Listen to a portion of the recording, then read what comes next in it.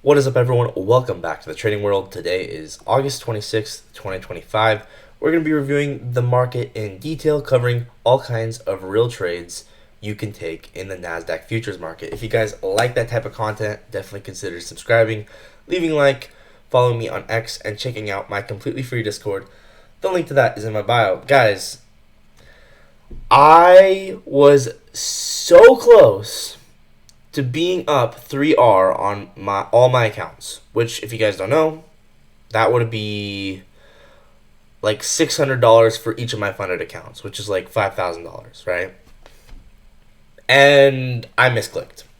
I literally just clicked limit sell instead of market sell, and I was so mad. So I'm gonna play that clip right now.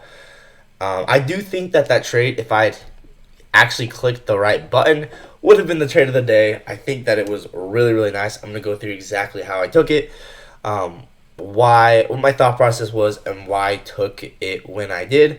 And yeah, I'm just going to be more thoughtful going to the future. Obviously, I'm upset about it, but we just keep moving forward. We keep trying our best. So let's talk about the trade. So essentially what we had going on is we had a new day opening gap here. Stacked SMTs, meaning we have a low time frame SMT with these highs, and then we have SMT with Asia highs over here. And we also have a sweep of Asian highs.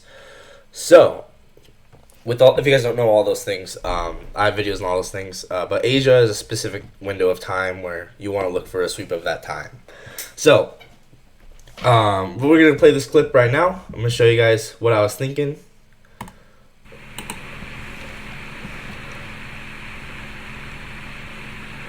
So maybe if we backtest this, first presented for value gap, and then get 5-second change in state. Here, I'm going to put it on double speed. So what I'm looking at right now is we are already on the sell side of the curve. And once again, I could tell it was a sell model because we had SMTs. We had two SMTs. And it just made sense because of liquidity. If I drag this over, right? Look at this giant range here. What's going to be below all this? Stop losses, right? All of this is going to be stop losses. So I know that I just want to get my entry to go target these low resistance lows. Once again, what is this, guys? When you see a trend line of higher lows like this is called low resistance liquidity. This is going to be an amazing target for your trades. And because you know there's going to be stop losses there. Now, is it going to be easy to get into target there? No. But if you can, you're going to get an amazing trade. So, I will finish the clip in just a second. But the first presented for value gap forms right here. The gap between the 930 wick and the 932 wick. You can see that's right here. Bang and bang. So we actually end up, just to kind of give you a frame of what I was thinking, but before I show you the actual clip, right? We actually inverse this. And at this point, we inverse this, and I think to myself, I think we might have inversed it on the 2-minute as well. Yeah, look at that. We inversed it on the 2-minute.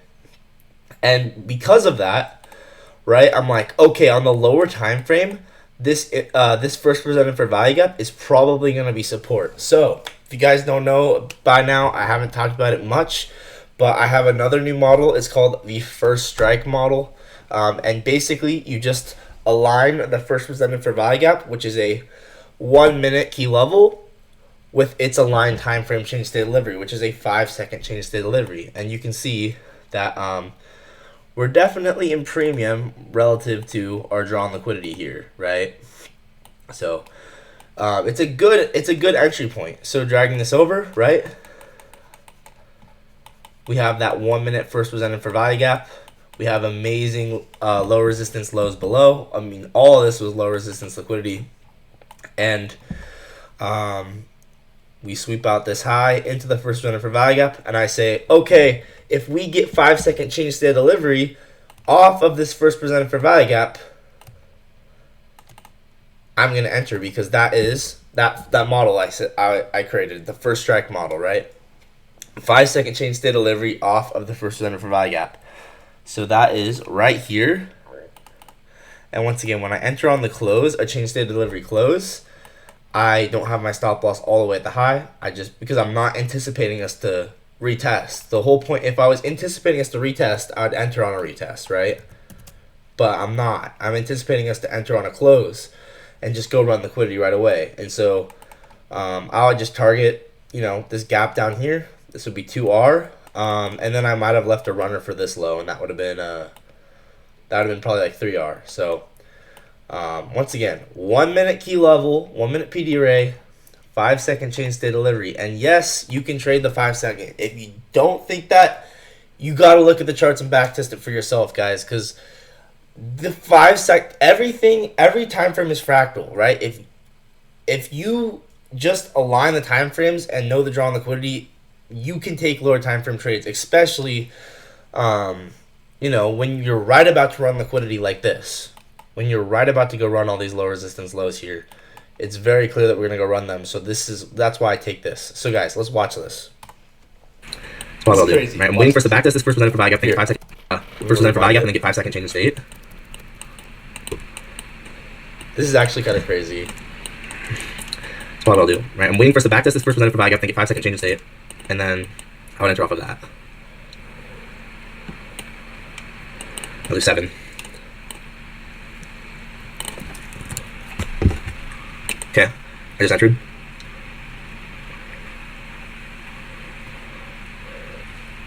Oh no, it didn't enter! No! It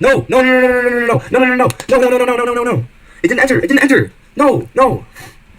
No! Are you kidding me? It put a limit order! I was so mad. No way. So I would have obviously scaled out some here, and then my final TP was kind of that external low there, and yeah, I was super bummed, guys, because that would have been probably 3R across all my accounts. And obviously it's disappointing to have this happen, but we just keep moving forward and we keep going. So yeah, anyway, nice low resistance liquidity run here. We run down. So that was my trade. Now let's talk about the day in general. On the higher time frame, we have essentially what you need to understand was we're in between two gaps. We're in between this daily BPR here. Do you see how this is overlapping for value gaps, bearish and bullish? And we also have a daily bearish for value gap here. Now, my thought process was if I want to see this daily for value gap reject price, I want to see us have some kind of internal sweep. And we haven't had that yet. Because we haven't had that yet, I want to at least see a move from this daily BPR up to the high with inside this fair value gap. So dropping down a time frame, you can see that's kind of exactly what I was looking at, right? See how this daily BPR supports price? And you'll note as well as this being a daily BPR, it's also a 4-hour breaker block. Why is this breaker block good? Once again, why is this a breaker block? Because it's a low, high, lower low, higher high, and then a retest of that. And why is it a good breaker block? Because it's the move up before we sweep this low right here. That's why it's a good breaker block, because it's the final move up before we purge this low aggressively. So now we come back down. You can see how the market perfectly respects that, and you can even mark it out as a 1-hour breaker. Once again, I'm learning that the best one to use is always going to be the highest one. The highest one before the move lower that takes liquidity. So in this case, that would be here. I used to kind of think it was this one, but actually I'm starting to learn that the highest one is best. But you can also measure it out as this entire series. And if you do measure it out as this entire series, check what we have in discount, right? You guys may or may not know this from my videos, but if you have a fair value gap in discount of a breaker, that is going to be very, very sensitive for later. This is called the Reaper for value gap, and you can see how that market perfectly respects that. And then if you want to get even more precise, drop down to an even lower time frame, and then look into the breaker, find where is the true imbalance. Like where's the true fair value gap here? Well, it's between this high and then this low. So this is where this was the true imbalance, right? So drag that over, all the way over. Bang, right there. That's the Reaper fair value gap. The power of the Reaper, guys. So you see that was the exact low. That's why I love the Reaper so much, right? Anyway, I'd probably use this as a 1 hour key level. So 1 hour key level right here, and then 5 minute. So the thing about this is, no, if you're talking about a normal trade, normally we don't get change to delivery till here, which, you know, it does support price. But you can actually also measure out change to delivery from the lowest order block, because what is this? This is a low, high, lower low that sweeps liquidity, and then higher high. So what is this? These are on the lower time frame. These are up close candles. So this is actually a change to delivery. This is something that only I've very, very recently started to figure out just from my own back testing of the chart. But yeah, I would consider that a change to delivery as well. And you can see how perfectly we react off of it. Every single time we push into this, orders are getting filled, orders getting filled, orders getting filled, to send price higher to where? Previous day's high, right here. The previous day's high right here, the market goes right up to it. We also have SMT with this low, which is really nice. This is with YM. And then right here, this is really, really cool, guys. Right here, you know, when I take my trade, my short, the short that I tried to take down to go towards these lows, we actually dip below all of our time levels. What does that tell us, guys? When we dip below time levels, once again, the key times I like to use are 9:30, 7:30, 8:30, and midnight. And what does this tell us? Why is it important? Why do key times matter? Because they're just reference points to determine if we're in premium or discount. If we're below all of those times, we are in a discount. Like, this is how smart money figures out if we're in a discount or premium. They're going to use these key times as reference points. If we dip below all of these, we sweep this low. And by the way, guys, this is actually a, you guys, I'm going to start just pulling up images because I don't have a ton of time left. So let's just pull up images here. Let's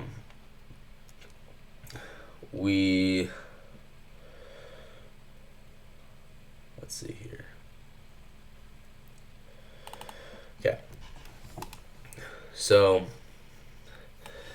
you can see how we dip below all of our time levels, and then we get SMT on the 90-minute cycle, meaning you break apart time in the quarter. So this is part of quarterly theory, right? Where 6 o'clock to 7:30 is one quarter, 7:30 to 9 is another quarter, 9 till 10:30 is another quarter, and 10:30 to 12 is another quarter, whatever, right?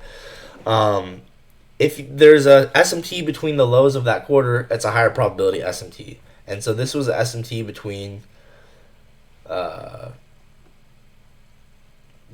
quarter 2 and quarter 3. So sequential SMT. If you guys don't know what that is, I have a video on that. But essentially, higher probability SMT because it's aligned with time, right? That's essentially what this is. We dip below all of our key levels, induce this low into the change state delivery. Once again, we have that higher time frame key level, and then we expand. Let's see what else.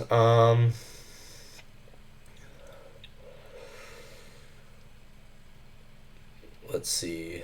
Okay, so one way, you know, if you had figured out all this theoretically at the time when this happened, and you saw that we perfectly tapped the change state delivery with SMT with the previous 90-minute low, and we dip below all those time levels, and then we get this 2-minute inverse value gap. One way you could take this is literally just taking this 2-minute inverse value gap. Now the thing about this is, there was a 3-minute external gap, but I think this would be a okay trade to front run that 3-minute gap because of conviction. Because when we dip below all these key times with SMT into the change state of delivery perfectly, which is that order block, and we induce this low, I would know with a high degree of confidence that I'm in line with smart money. And so you can enter right there. I think personally I wouldn't. What I would do if I was to take that trade, I would wait for a little bit of a retest, because for me, unless I got higher RR on this, it would not be worth it for me. So I'd wait for a little bit of a retest, or retrace a little bit. Then I would enter after a retrace. I call this a Jan entry. And then bang, up to the LRLR. And then we have, if I measure out the range off to the left here, if we measure this out from here to here, or just wherever, right? You just measure out the range. See where the majority of the transactions happened? Right where this white line is. This is called the POC. I'll probably make a video about that at some point, but essentially this is where the most transactions happened, and so it's going to be a really good draw on liquidity. You can see we draw perfectly back up into that area. Perfectly, guys. Market does everything it does very, very purposely.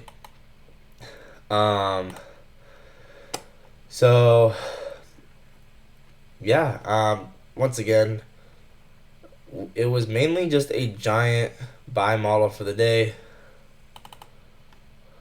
Let's see if this shows it. Yeah, a giant buy model for the day. We had SMT with YM at the low, previous day's low swept. So previous day's high became the draw on liquidity. And this breaker was just a really nice key level to sponsor this move higher. And then, let's see, is there anything else? And then along with the trade I took, right, you can see this could have been taken as well as a liquidity sweep, a break of structure, retrace to a fair value gap, and then displacement lower off of that gap. And the last thing I'll say is, I think TGR took a trade within here. And I noticed that in the moment, and I want to talk about why it didn't make sense to me. I think he went, I can't remember exactly. Now that I'm thinking about it, I can't remember exactly, so that's not super great. I think he went short right here, though. I think he went short right here. And, guys, I'm super hesitant to go short in a discount, because I think he went short in this the discount of this leg here. So I would at least wait till we retest this first presented for value gap, which is kind of what I did in the live stream actually. But the main reason this failed is higher time frame, right? The higher time frame model was a buy model, so we're expanding now to previous day's high, and as well, if you just use common sense on the lower time frame, we already ran most of this good liquidity. Is there really that much more good liquidity left? I mean, there's equal lows there, but we already ran all this good liquidity. So, this is just, for me, this was a scary trade. I saw this in the moment. I did not take it. But yeah.